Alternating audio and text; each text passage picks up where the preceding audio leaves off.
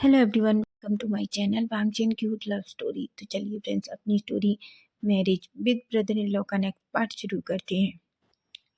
I know friends, आप सबको story बहुत पसंद आ रही है क्योंकि इन प्यारे प्यारे कमेंट से मुझे बहुत पता चल रहा है। और सच बताऊं तो जब आप इतने प्यारे प्यारे कमेंट करते हैं तो मुझे बहुत बहुत बहुत अच्छा लगता है कि आपको मेरी लिखी हुई स्टोरी इतनी पसंद आ रही है। तो उसके लिए thank you so much everyone. तो चलिए स्टोरी स्टार्ट करते हैं। तो लास्ट पार्ट में हमने देखा था कि जहाँ वांगजी विंग को थोड़ा रिलैक्स करता है जब वो उसे इस तरीके से पेन में देखता है। वहीं उसे बहुत भूख लगी थी, इसलिए वो किचन में आता है जहाँ हम चैंग को उसके साथ देखते हैं। चैंग उसे समझाता है। वांगजी चैंग की बातें सुनता तो है लेकिन कुछ नहीं कहता और चुपचाप अपने रूम में चला जाता है। वो खाने को अपने सामने रखता है और उस खाने को थोड़ी देर देखता है और अपने मन में कहता है, क्या सबको सच में ऐसा लगता है कि मैं कितना बुरा इंसान हूँ? आखिर मैंने ऐसा क्या किया है? बस मैंने विंग के लिए बुरा कह दिया तो सबको ऐसा लगता है कि मैं बहुत गलत हूँ। पर मैंने क्या गलत किया? मैंने तो कुछ भी गलत नहीं किया है। मैंने भी तो अपना भाई खोया है। क्या मुझे दर्द नहीं होता? सब लोगों को क्यों लगता है कि मैं पत्थर बन चुका हूँ? मुझे दर्द नहीं होता, लेकिन मुझे यहाँ बहुत दर्द होता है, बहुत दर्द होता है। मैं किसी से सबसे ज़्यादा प्यार करता था तो वो मेरा भाई है, सिर्फ मेरा भाई, जिसे मैंने खो दिया। मेरे पास अब कोई नहीं है जिससे मैं दिल की बात कह सकूं। मेरे दिल में कितना कुछ है, लेकिन लेकिन शायद अब कोई सुनने वाला नहीं है। देखो लंजा, तुम्हारे जाने के बाद तुम्हारे भाई का क्या हाल हो गया। सबको लगता है सिर्फ वो विंग दुखी है क्योंकि लंजा उससे प्यार करता था। लेकिन क्या कभी कोई मुझे समझता है कि मैं कितना दुखी हूँ मेरे भाई के जाने के बाद? मैं कितना अकेला पड़ गया हूँ। मैं किसी से अपनी दिल की बात नहीं कह सकता। मैं किसी को कुछ भी नहीं बता सकता। तभी हम देखते हैं अचानक वांगजी का फोन बजता है। वांगजी जो अपना फोन उठाता है, वो फोन देखता है और जल्दी से फोन पर हेलो कहता है। वहीं हम देखते हैं वो फोन उसके दोस्त न्यू सेन का था, जो उसका दोस्त साउथ कोरिया में था। तभी न्यू सेन कहता है, वांगजी कैसे हो तुम? वांगजी चुप बस कहता है, मैं ठीक हूँ न्यू सेन। न्यू सेन कहता है, वांगजी वैसे मुझे पता चला क्या कुछ हुआ, क्या वहाँ सब कुछ ठीक है? वांगजी कहता है, सब कुछ ठीक है। अब ठीक होने के लिए कुछ नहीं रहा न्यू सेन। मेरा भाई मुझे छोड़कर जा चुका है। न्यू सेन कहता है, वांगजी पर तभी वांगजी कहता है, न्यू सेन वो छोड़ो, तुम बताओ तुम कैसे हो? न्यू सेन कहता है, मैं बिल्कुल ठीक हूँ, पर मैं तुम्हें एक बात बताना चाहता हूँ। मैं चाइना वापस आ रहा हूँ। वांगजी कहता है, क्या? न्यू सेन कहता है, हाँ, मॉम डैड मुझे बहुत याद कर रहे हैं और कल मॉम डैड ने मुझसे कहा कि मैं अब वापस आ जाऊं, इसलिए मैं उनके लिए वापस आ रहा हूं। और अब तक मैं वहाँ इसलिए था क्योंकि तुम थे। अब जब तुम वहाँ नहीं हो तो मैं भी वापस आकर अपने डैड की कंपनी संभालना चाहता हूँ। तो मैं वापस आने के बाद तुमसे मिलता हूँ। वांगजी जैसे ये सुनता है वो बहुत खुश हो जाता है और कहता है, ठीक है, मैं तुम्हारा इंतज़ार करूँगा। न्यू सेन कहता है, बिल्कुल, बस अपना ख्याल रखना। वांगजी कहता है, मैं अपना ख्याल रखूंगा और तुम भी अपना ख्याल रखना। तभी न्यूसेन कहता है, वांगजी क्या तुमने उससे बात की? वांगजी जो न्यूसेन की आवाज़ सुनता है और कहता है, हम उसके बारे में बाद में बात करेंगे न्यूसेन, तुम यहाँ आ रहे हो ना? उसके बाद न्यूसेन एक गहरी सी सांस लेता है और कहता है, ठीक है वांगजी, ठीक है, तुम अपना ख्याल रखो और मैं तुमसे मिलता हूँ। ऐसा कहकर फ़ोन रख देता है। वांगजी जो खाने को देखता है, वो उसे बहुत भूख लगी थी, लेकिन जो कुछ अभी से चैंग ने उससे कहा, उससे उसकी भूख मर जाती है। वो एक दो स्पून खाना ही खाता है और प्लेट को साइड में रख देता है और बेड पर लेट जाता है और बस अपनी आंखें बंद कर लेता है क्योंकि उसे नींद तो नहीं आ रही थी। बार बार विंग का चेहरा उसके फेस के सामने आ रहा था। वो बस इससे इधर से उधर खरबट बदलता है लेकिन उसका दिल नहीं मानता। वो जल्दी से फिर से खड़ा होता है और सीधा विंग के रूम के करीब जाता है। वो डोर से धीरे से ओपन करता है और उसे अंदर देखता है कि कहीं विंग फिर से परेशान तो नहीं हो रहा। जब वो देखता है कि विंग बहुत पीसफुली सोया हुआ है तो अचानक उसके फेस पर एक छोटी सी स्माइल आ जाती है। वो थोड़ी देर उसे वहीं खड़ा होकर देखता है और फिर जल्दी से अपने रूम की तरफ चला जाता है। उसे नहीं पता पर विंग को इतना सुकून से सोते हुए देखकर उसे कितना अच्छा लग रहा है। ये बात तो बस वही जानता है। ऐसा कहकर वो अपने बेड पर लेट जाता है और जल्दी से थोड़ी देर में उसे भी नींद आ जाती है। वहीं अब हम सीधा नेक्स्ट डे मॉर्निंग का सीन देखते हैं, जहां हम देखते हैं कि सभी लोग ब्रेकफास्ट टेबल पर थे। आज वांगजी भी था और विंग भी था। विंग ने सोच लिया था कि चाहे कुछ भी हो जाए, वो वांगजी से नहीं डरेगा, क्योंकि अब डरने का कोई सवाल नहीं है। भले ही ये शादी जबरदस्ती से हुई हो, लेकिन अब वो उसका अल्फा है और अब वो इससे बिल्कुल नहीं डरेगा, क्योंकि कल जिस तरीके से विंग ने वांगजी से बात की थी, उसे अब पता चल गया था कि चाहे कुछ भी हो जाए, वो उससे कितनी भी नफरत करे, वो उससे नहीं छुपेगा और न ही डरेगा। वो जियान के साथ बैठा हुआ था, जियान जो विंग को थोड़ा खेल रहा था। तभी सभी लोग ब्रेकफास्ट करने लगते हैं। विंग जो जियान को अपने हाथों से खिलाता है और खुद भी खाता है। सभी लोग ये देखकर थोड़ा खुश थे कि विंग आज थोड़ा रिलैक्स है, रोज के जैसे परेशान नहीं है। लेनी ये देखकर ही थोड़ा खुश हो जाती है। वहीं हम देखते हैं वांगजी जो चुपचाप अपना ब्रेकफास्ट कर रहा था, पर बीच बीच में उसकी नज़र विंग पर जा रही थी। विंग जियान के साथ हंस रहा था। तभी जियान कहता है, विंग अंकल। विंग कहता है जियान कहता है, देखो विंग अंकल, मैं आपके लिए कुछ बनाया है। विंग कहता है, अच्छा, और वो क्या? जियान कहता है, मुझे ब्रेकफास्ट खत्म कराइए, फिर मैं आपको दिखाऊंगा। सभी लोग उसकी तरफ देखकर एक स्माइल करते हैं। तभी हम देखते हैं पूरा ब्रेकफास्ट फिनिश होने के बाद अचानक जियान जो विंग की तरफ झुकता है और विंग को चिक पे किस कर लेता है। ये देखकर सभी हंसने लगते हैं, पर वांगजी जो बड़ी बड़ी आंखों से देख रहा था। तभी जियान कहता है, लेकिन मुझे आपकी दूसरे चिक पे भी किस करना है। विंग अपना दूसरा चिक भी कर देता है। वांगजी की आंखें और बड़ी हो जाती हैं। उसे नहीं पता, लेकिन जियान का भी विंग को इस तरीके से किस करना उसे बुरा लग रहा था। उसे नहीं अच्छा लग रहा कि कोई भी विंग को इस तरीके से किस करे। इसी वजह से तो कल उसे जलसी हुई थी, इसी वजह तो गुस्से में उसने विंग से विंग की वजह से ऐसा कुछ बोल दिया था, और आज यही सब कुछ। वांगजी गुस्से में जियान को देखता है, लेकिन वो सबके सामने कुछ नहीं कहता। वहीं विंग भी जियान का फेस पकड़ता है और उसके फोrehead पे, उसके चिक्स पे, उसकी नोजी पे छोटे छोटे किसेस करता है। तभी जियान कहता है, ठीक है, अब मैं स्कूल जाऊंगा। तभी विंग कहता है, अपना ख्याल रखना। जियान कहता है, बिल्कुल, और हाँ, मैं आप सबसे कह रहा हूँ, मेरे ओमेगा का ख्याल रखना। वांगजी कहता है, इसका ओमेगा? किसने कहा ये इसका ओमेगा है? वो मेरा ओमेगा है। तभी सिचैन कहते हैं, पर जियान, विंग तो तुम्हारा ओमेगा नहीं है। जियान कहता है, डैड, किसने कहा? विंग अंकल बस मेरे ओमेगा है। लंजा अंकल कहते थे ना कि हम इन्हें शेयर कर सकते हैं, तो इसलिए अंकल आप सिर्फ मेरे ओमेगा हो।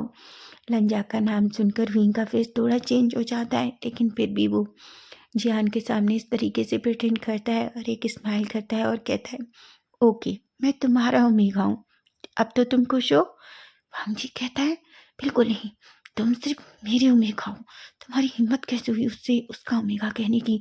उसे उम्मीदमंद हो विंग, याद रखो, तुम सिर्फ मेरे हो। मैंने कल ही तुमसे शादी की है, और आज तुम ये बात भूल कैसे सकते हो कि तुम मेरे ओमेगा हो? तुम एक बच्चे को झूठी उम्मीद दे रहे हो। और हाँ, ये जियान, ये बच्चा होकर इस तरीके की हरकत कैसे कर सकता है? उसे सिचैन ने बिल्कुल मेहनत नहीं सिखाई। सिचैन गग्गा ने भी ना, सब लोगों ने इस छोटे से बच्चे को कितना बिगाड़ कर रखा है। उसे तो ये भी नहीं पता वांगजी को कि वो क्या कह रहा है, क्योंकि वो इतना जलस है, इतना जलस है कि जलसी की हालत में उसके मुंह से क्या निकल रहा है बस बोले जा रहा है। वहीं हम देखते हैं जियान जल्दी से अपने रूम की तरफ भागता है ताकि वो अपना बैग ला सके और स्कूल जा सके। सभी जियान की तरफ देखते हैं और हंसने लगते हैं। तभी लेनी कहती है, विंग बेटा, क्या तुम्हें कुछ चाहिए? विंग कहता है, नहीं माँ, मुझे कुछ भी नहीं चाहिए। तभी सिचैन कहते हैं, विंग, तुम्हें किसी भी चीज़ की ज़रूरत हो ना, तो मुझे कॉल कर देना, ठीक है? विंग बस एक स्माइल करता है और कहता है, ठीक है काका, मुझे किसी चीज़ की ज़रूरत नहीं है, और अगर होगी तो ऑफ कोर्स मैं आपको कॉल कर दूंगा। तभी लेनवान कहते हैं, बच्चा, अपना अच्छे से ख्याल रखना। वो लेनी की तरफ देखते हैं और कहते हैं, लेनी, विंग को किसी भी चीज़ की कोई कमी नहीं होनी चाहिए। वहीं कांसा खड़ी होती हैं और कहती हैं, आज मैं वापस वे मेंशन जा रही हूँ। विंग कहता है, पर माँ।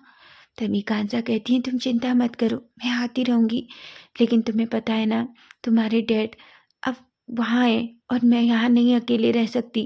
तुम्हें तो पता ही है, डैड घर को अकेला नहीं छोड़ सकते, और हम कब तक वहाँ नहीं जाएंगे? डैड तो तुम्हारे कल ही वहाँ चले गए, और आज मुझे भी जाना होगा। लेकिन जब भी तुम्हें ज़रूरत हो तो मुझे कॉल कर देना बच्चा, मैं आ जाऊँगी। विंग एक स्माइल करता है और कहता है, ठीक है माँ, आप मेरी चिंता मत कीजिए। आपको पता है ना, कि चैन गग्गा, डैड, मॉम, चैन गग्गा मुझसे कितना प्यार करते हैं और मेरा बहुत अच्छे से ख्याल रखते हैं। आपको मेरी चिंता करने की ज़रूरत नहीं है, आप बस डैड का ख्याल रखिए। वहीं लैनी कहती है, बिल्कुल खानसा, तुम चिंता मत करो, मैं विंग का अच्छे से ख्याल रखूँगी। तभी खानसा कहती हैं, बिल्कुल मुझे पता है, तुम्हारे होते हुए मुझे अपने बच्चे की चिंता नहीं है, ऐसा कहती हैं। वहीं वांगजी ये सब कुछ सुन रहा था और अपनी मुट्ठियां बीच लेता है और कहता है, मैं उसका अल्फा हूँ, अगर उसे किसी चीज़ की ज़रूरत है तो वो मुझसे कहेगा, किसी और से क्यों कहेगा। वहीं हम देखते हैं भीम खड़ा होता है और कहता है, ठीक है माँ, मैं अपने कमरे में जा रहा हूँ। लेनी हूँ कहती है। तभी हम देखते हैं विंग जो आगे जा रहा था कि तभी अचानक विंग स्लिप होने ही वाला था। अचानक उसके चलने का बैलेंस खराब होता है और बस गिरने ही वाला था। वांग जी जैसे ये देखता है, सभी लेते हैं, चिचन दौड़ने ही वाले थे, लेकिन उससे पहले वांग जी जल्दी से दौड़ता है और वो गिरते हुए विंग को पकड़ लेता है। वो वांग जी पूरी तरीके से घबरा गया था। वहीं विंग अपने टमी को पकड़ता है, उसे तो ऐसा लगा था जैसे उसकी जान ही निकल गई। वहीं वांग जी जो विंग को जल्दी से अपनी चेस्ट से लगा लेता है, उसे ऐसा लगा था कि जैसे उसके सीने से जान निकल गई, अगर विंग को कुछ हो जाता तो। वांग जी विंग को टाइटली पकड़ लेता है। विंग को तो ऐसा लगा था कि वो गिरने वाला है, लेकिन जब उसे बिल्कुल नीचे कुछ पेन फील नहीं होता तो वो अपनी आइज ओपन करता है। वो देखता है वांग जी ने उसे पकड़ रखा है। तभी विंग जो वांग जी की तरफ देखता है, वांग जी जो अभी भी उसे देख रहा था, लेकिन वांग जी की आंखों में एक डर सा था, वो साफ दिखाई दे रहा था। तभी से चैन कहते हैं, विंग तुम ठीक हो? वांग जी विंग को जल्दी छोड़ देता है। लेनी जो देखती है विंग की आंखों में, लेनी वांग जी की आंखों में जो कुछ देख रही थी, वो एक गहरी सी सांस लेती है, लेकिन किसी से कुछ नहीं कहती। वांग जी विंग को छोड़ता है और कहता है, गगा, मैं रूम में जा रहा हूँ, मैं थोड़ी देर में आता हूँ, उसके बाद मैं आपके साथ ऑफिस चलूँगा। सिचैन बस कहते हैं, और वांग जी बिना कुछ कहे, बिना कुछ सोचे वहाँ से चला जाता है। विंग बस जाते हुए वांग जी को देख रहा था। तभी चैन कहता है, विंग तुम ठीक हो? विंग कहता है, हाँ हाँ गगा, मैं ठीक हूँ, आप चिंता मत कीजिए। तभी कांसा कहती है, अच्छा हुआ वांग जी ने बचा लिया, मुझे तो लगा था मेरी तो जान ही निकल गई थी। लेनी कहती है, क्यों नहीं बचाएगा, अब वो उसका ओमेगा है और उसे अपनी ओमेगा का ख्याल रखना ही होगा। विंग कुछ नहीं कहता, क्योंकि जो कोई कुछ कह रहा था वो गलत भी नहीं है, लेकिन अब विंग को किसी से कोई उम्मीद नहीं है। उसकी लंजा से उसकी सारी उम्मीदें थी और लंजा के साथ ही उसकी सारी उम्मीदें चली गई, इसलिए वो चुपचाप अपने रूम की तरफ चला जाता है। वहीं हम दूसरी तरफ वांग जी को देखते हैं। वांग जी इतना घबराया हुआ था। वांग जी अपने मन में कहता है, क्या वो अच्छे से नहीं चल सकता? अगर गिर जाता तो, उसे कुछ हो जाता तो? क्या उसने सोचा है कि बच्चे का क्या होता? क्या उसे अपना बिल्कुल भी ख्याल नहीं है? अच्छा था मैं वहाँ था, अगर मैं वहाँ नहीं होता तो, अगर गिर जाता, उसे कहीं चोट लग जाती, बच्चे को कुछ हो जाता तो मैं क्या करता? सच में उस लड़के को कुछ भी अकल नहीं है। कैसा ओमेगा है जो अपना और ना अपने बच्चे का किसी का ख्याल नहीं रख सकता। तभी उसके मन से एक और आवाज़ आती है और कहता है, वांग जी, पर तुम इतना गुस्सा क्यों हो? क्या इसलिए कि अगर विंग को कुछ हो जाता तो तुम क्या करते? वांग जी अपने मन में कहता है, बिल्कुल नहीं, मैं इस बात से नाराज नहीं हूँ। वो मेरे लंजा का बच्चा है, अगर उसे कुछ हो जाता तो वो मेरे लंजा की आखिरी निशानी है। ऐसा कहता है कि तभी उसकी नज़र जियान पर पड़ती है, जो अपना बैग लेके बहुत खुशी खुशी उसके रूम के सामने से जा रहा था। कि तभी वांग जी कहता है, जियान। जियान जो वांग जी को देखता है और अचानक डर जाता है। वांग जी कहता है, इधर आओ। जियान जो उसे देखता है और कहता है, क्या आपको कुछ चाहिए? वांग जी कहता है, मेरे पास आओ इधर। ये सुनकर जियान धीरे धीरे वांग जी के पास जाता है। वांग जी से जियान को बहुत डर लगता है। जितना ज़्यादा प्यार वो लेंजा से करता था, उससे कहीं ज़्यादा वो वांग जी से डरता है। जियान की बॉडी थोड़ी शिवर कर रही थी। तभी वांग जी कहता है, तुम मुझे एक बात बताओ, तुम कैसी बातें करते हो? तुम अभी कितने छोटे हो, क्या तुम्हें नहीं लगता कि तुम्हें अपनी पढ़ाई पर ध्यान देना चाहिए? जियान बड़ी बड़ी आंखों से बस वांग जी को ही देख रहा था कि उसने आखिर अब क्या गलत कर दिया। जियान कहता है, पर अंकल मैंने क्या किया है? तभी वांग जी कहता है, क्या तुम्हें नहीं पता कि तुमने क्या किया? तुम्हें अब पता होना चाहिए, तुम बच्चे हो और तुम्हें सिर्फ अपनी पढ़ाई पर ध्यान देना चाहिए, ना कि इधर उधर की और उल्टी सीधी बातों में, समझे तुम? और हाँ, नेक्स्ट टाइम से याद रखना, ब्रेकफास्ट अपने हाथ से खाया करो, तुम बच्चे नहीं हो। ऐसा कहता है। जियान अपने मन में कहता है, अंकल पागल हो गए हैं। पहले तो मुझे शक था कि वांग जी अंकल पागल हैं, अब तो मुझे यकीन है। अभी मैं थोड़ी देर पहले इनके लिए बच्चा था, अब मैं बड़ा भी हो गया। हे भगवान, मुझे बचा लो, मुझे ये अंकल बिल्कुल पसंद नहीं है। आखिर ये यहाँ क्यों है? तभी वांग जी कहता है, तुम्हें समझ में आ रहा है? जियान जो गुस्से में देखता है लेकिन कुछ नहीं कहता और बिना वांग जी से कुछ कहे रूम से भाग जाता है। वांग जी कहता है, उसने मेरी बात भी नहीं सुनी।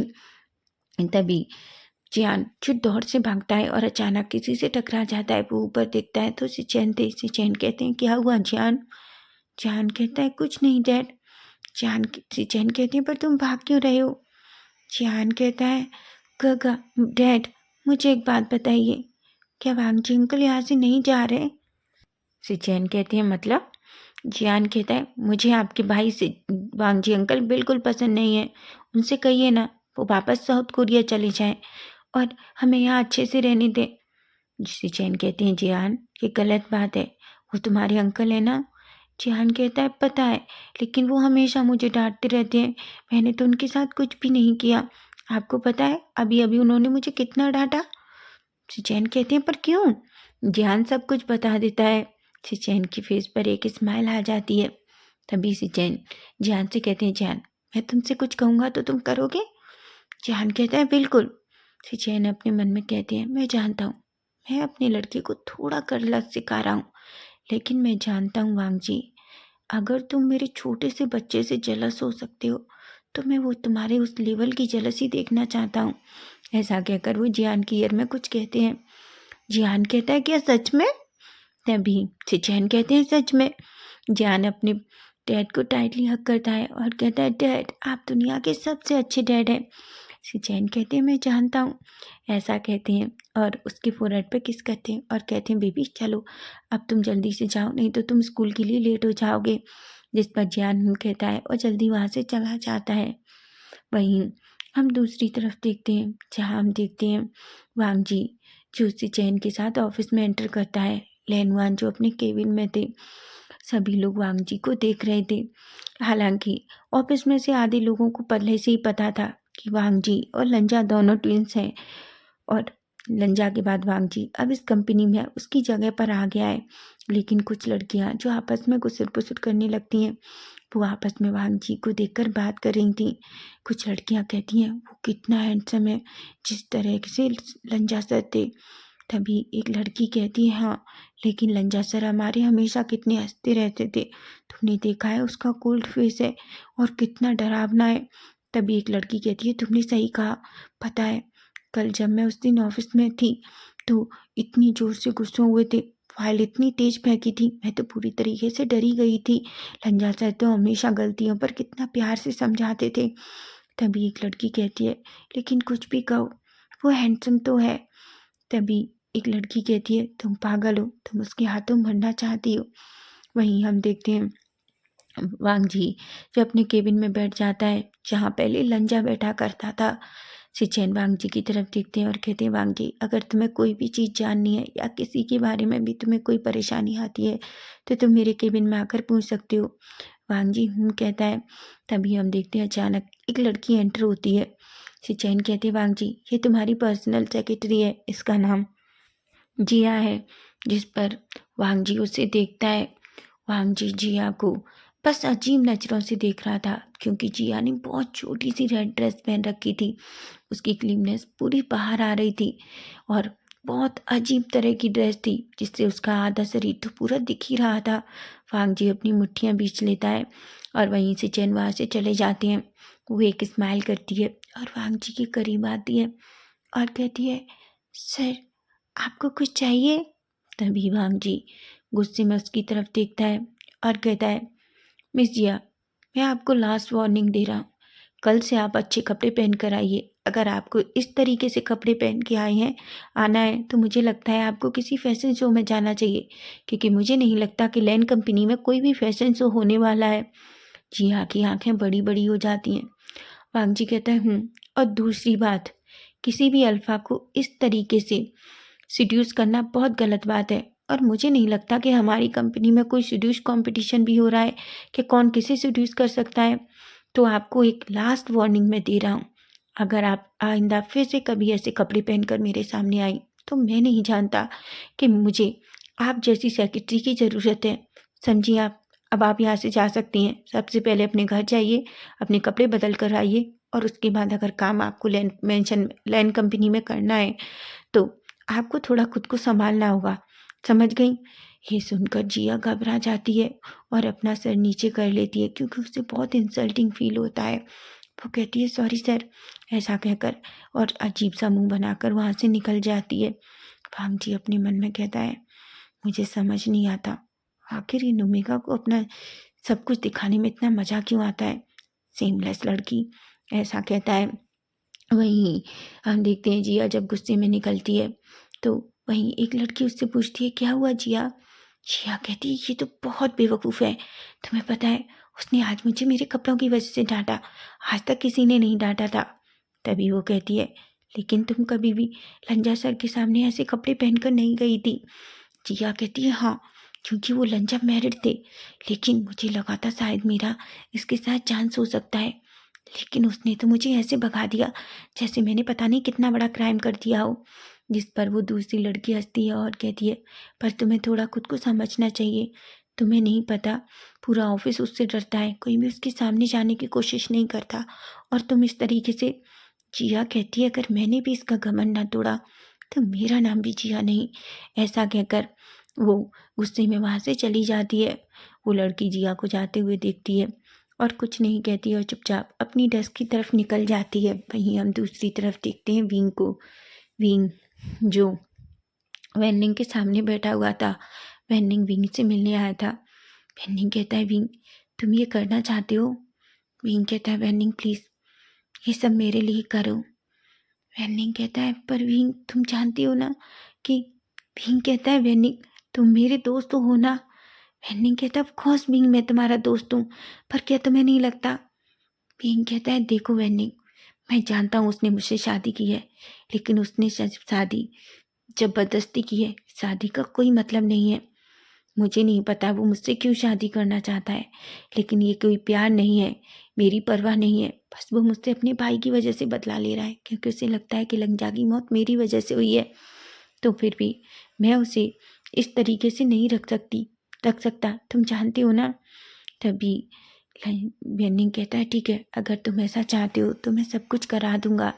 विंग एक स्माइल करता है और कहता है थैंक यू सो मच।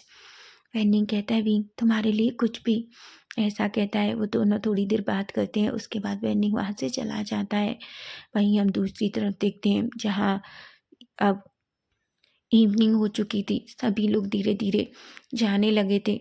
तभी से चैन वांग जी के केबिन में आते हैं और कहते हैं वांग जी क्या हम चलें। वांग जी कहता है बस गग्गा 2 मिनट दीजिए मैं भी आता हूँ। जिस पर सिचैन कहते हैं, क्योंकि सिचैन और वांग जी एक ही कार से आए थे। वांग जी अपनी सारी फाइल्स बंद करता है और उन्हें साइड में रखता है और सीधा सिचैन के साथ निकल जाता है। सिचैन और वांग जी दोनों कार में थे। तभी सिचैन कहते हैं वांग जी मैं तुमसे एक बात पूछूं। सुबह मैं पूछ नहीं पाया था क्योंकि तुम बहुत गुस्से में लग रहे थे। वांग जी कहता है पूछिए गगा। सिचैन कहते हैं सुबह तुमने जिहान को क्यों डांटा। वांग जी एकदम शॉक हो जाता है, उसे नहीं लगा था कि जिहान सिचैन को बता देगा। वांग जी कहते हैं नहीं, नहीं तो गगा। सिचैन कहते हैं झूठ मत बोलो, उसने मुझे बताया कि तुमने उसे डांटा। फिर क्यों वांग जी। वांग जी कहता है गगा मैंने डांटा नहीं, मैंने तो बस कहा था कि वो बच्चा है और उसे बच्चे के जैसे अच्छे से सिर्फ अपनी पढ़ाई पर फोकस करना चाहिए। अभी सिचैन कहते हैं मैं जानता हूँ वांग जी तुम उसके लिए गलत नहीं सोचोगे, लेकिन वो एक बच्चा है, अगर तुम यही बात उसे प्यार से समझाओगे तो आई होप वो बहुत अच्छे से समझ जाएगा। तभी अचानक वांग जी की नज़र बाहर की तरफ पड़ती है जहाँ बड़ा सा आइसक्रीम वाला था। तभी वांग जी कहता है गगा कार रोकिए। सिचैन कहते हैं क्या हुआ, क्या तुम्हें कुछ चाहिए। वांग जी कहता है गगा क्या आप विंग के लिए आइसक्रीम नहीं लेंगे? सिचैन बड़ी बड़ी आंखों से वांग जी को देख रहे थे। सिचैन एक स्माइल करते हैं और कहते हैं, तो तुम ही ले आओ। वांग जी कहते हैं, मुझे नहीं पता उसे कौन सा फ्लेवर पसंद है। सिचैन कहते हैं, तुम जानते हो वैसे तो उसे स्ट्रॉबेरी आइसक्रीम बहुत पसंद है, लेकिन अभी जब वो प्रेग्नेंट है तो वो हर तरह की आइसक्रीम खाता है, और जब अब तुम्हें ही याद है तो जाओ उसके लिए लेकर आओ। वांग जी कहता है, गगा आप ऐसा मत सोचिए कि मैं उसकी परवाह कर रहा हूँ, मैं तो वो बस। सिचैन कहते हैं, वांग जी किसी की परवाह करना गलत बात नहीं है, वो भी ऐसे इंसान की जो एक प्रेग्नेंट है। मैं जानता हूँ वांग जी, तुम्हारा शादी करने का फैसला तुमने क्यों किया मैं वो नहीं जानता। आखिर तुमने विंग से शादी क्यों की मैं वो नहीं जानता, और शायद मैं जानना भी नहीं चाहता, और शायद तुम मुझे बताओगे कि भी नहीं। लेकिन वांग जी, वो तुम्हारा अब ओमेगा है, उसका अच्छे से ख्याल रखो। वो किसी से ज़्यादा कुछ नहीं चाहता। तुम्हें पता है, जब भी उसे लंजा शॉपिंग पर लेकर जाता था तो वो कुछ नहीं खरीदता था। तुम नहीं समझोगे, लंजा को हमेशा गुस्सा आता था। चैंग, मॉम सभी शॉपिंग करते थे, लेकिन वो हमेशा सिर्फ लंजा के लिए शॉपिंग करता था। इसलिए गुस्से में कभी भी लंजा उस उसके साथ शॉपिंग नहीं करता था, क्योंकि उसे बुरा लगता था। विंग हमेशा कह देता था कि उसे कुछ नहीं चाहिए, और बेचारे लंजा जब भी विंग के लिए कुछ एक्सपेंसिव लेकर आता तो विंग गुस्सा हो जाता, क्योंकि उसे बेवजह पैसे खर्च करना पसंद नहीं। तुम नहीं जानते हो वांग जी, वो हीरा है। मैं जानता हूँ, उस लंजा के जाने के बाद वो हीरा हमने खो दिया है, लेकिन अब तुम हो ना, तो तुम उसे यकीन दिला सकते हो। वांग जी कुछ नहीं कहता, डोर ओपन करता है और सीधा बाहर की तरफ जाता है। वो सारी आइसक्रीम निकाल उसमें एक डब्बे में पैक कराता है। कई सारे डब्बों में कई तरह के फ्लेवर्स लगाकर वो उन्हें पैक कराता है, बिल पे करता है और अंदर आता है। सिचैन एक स्माइल करते हैं और दोनों फिर से लैंड मैंशन के लिए निकल जाते हैं। वहीं हम थोड़ी देर बाद का सीन देखते हैं, जहाँ वो लैंड मैंशन पहुँचते हैं। वांग जी सिचेंचो जल्दी कार से निकलते हैं, लेकिन उनका फ़ोन आ जाता है और वो बाहर ही फ़ोन पर बात कर रहे थे कि तभी वांग जी उस आइसक्रीम को अपने हाथ में लेता है और सीधा अंदर जाता है। चैंग जो सिचेन की आंखों वांग जी के हाथों में आइसक्रीम देखता है तो एक पल के लिए शॉक हो जाता है। वहीं विंग भी जो नीचे ही बैठा हुआ था, वांग जी एक नज़र विंग को देखता है। विंग जिसके हाथ में उसका फ़ोन था और फ़ोन में वो कुछ कर रहा था, कि तभी वांग जी जो बस विंग विंग को ही देख रहा था। विंग भी एक बार नजरें वांग जी की तरफ जाती हैं, लेकिन फिर जल्दी से वो अपनी नजरें उससे हटा लेता है। तभी चैंग कहता है, वांग जी तुम आइसक्रीम लेकर आए हो।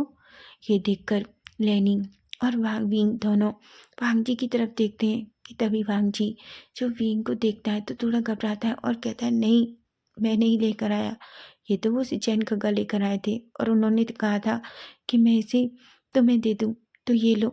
ऐसा कहकर वो ऊपर की तरफ चला जाता है। भींग अपने मन में कहता है, मैं कैसे सोच सकता हूँ कि वो मेरे लिए कुछ लेकर आएगा।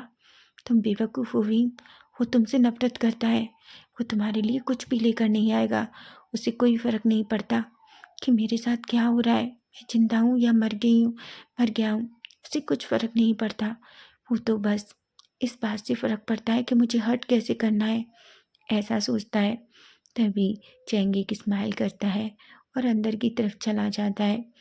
वहीं विंग बस वांग जी को जाते हुए उसके रूम में देख रहा था। तो फ्रेंड्स, नेक्स्ट पार्ट इसका हम कल देखेंगे कि कल क्या होने वाला है, अब क्या होगा।